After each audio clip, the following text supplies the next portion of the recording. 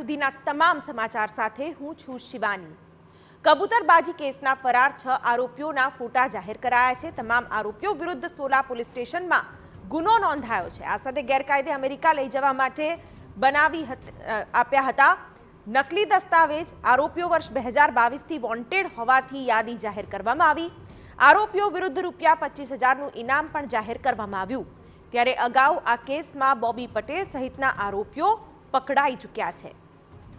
સંવાદદાતા હરીન માત્રાવાડિયા આ વિશે વધુ માહિતી આપી રહ્યા છે। જી હરીન। બિલકુલ, કબૂતરબાજીનો કેસ છે ને તેમાં મુખ્ય આરોપી બોબી પટેલ પકડાયા બાદ તેની ઓફિસમાં સર્ચ કરવામાં આવ્યું હતું। ત્યાંથી ડુપ્લિકેટ પાસપોર્ટ મેળવ્યા હતા પોલીસે।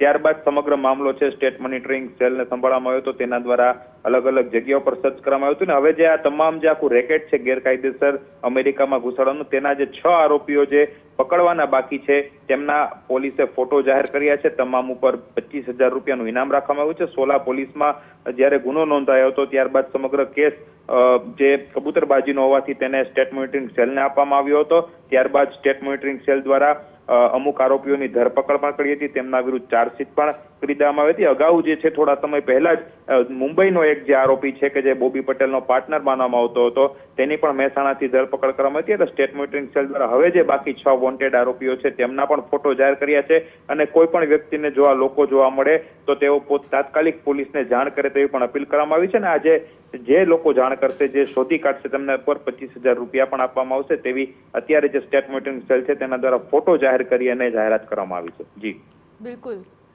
તો તમામ આરોપીઓ વિરુદ્ધ હાલ તો સોલા પોલીસ સ્ટેશનમાં કાર્યવાહી હાથ ધરાઈ છે અને ફોટો પણ આપની ટીવી સ્ક્રીન પર જોઈ શકાય છે। કબૂતરબાજીનો આખો ખેલ જેમાં કરોડો રૂપિયા વસૂલવામાં આવતા હતા અને ખોટી રીતે વિદેશમાં પ્રવેશ અપાતો હતો, ત્યારે 2022થી વોન્ટેડ આરોપીઓનું પણ આમાં નામ છે અને આરોપીઓ વિરુદ્ધ ₹25,000નું ઇનામ પણ જાહેર કરવામાં આવ્યું છે। ત્યારે આ આખા રેકેટમાં આ તમામ નામોની સંડોવણી બહાર આવી છે અને તેની સામે હાલ તપાસ પણ કરવામાં આવી રહી છે।